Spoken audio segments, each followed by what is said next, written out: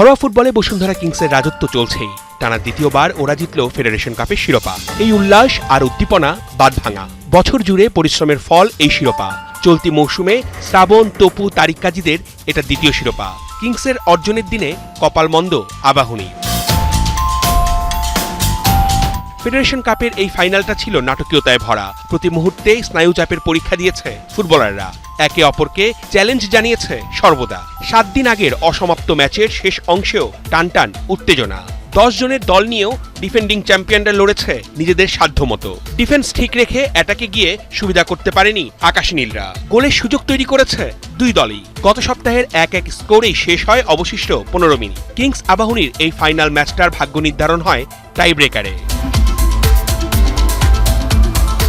আবাহনীর এমেকার shot দারুণভাবে রুখে দেয় কিংসের গোলকিপার মেহেদী হাসান শ্রাবণ। ওখানেই গড়ে ওঠে পার্থক্য।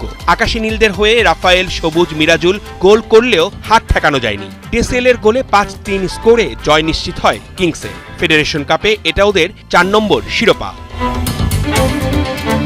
অর্ণব বাপি, 71।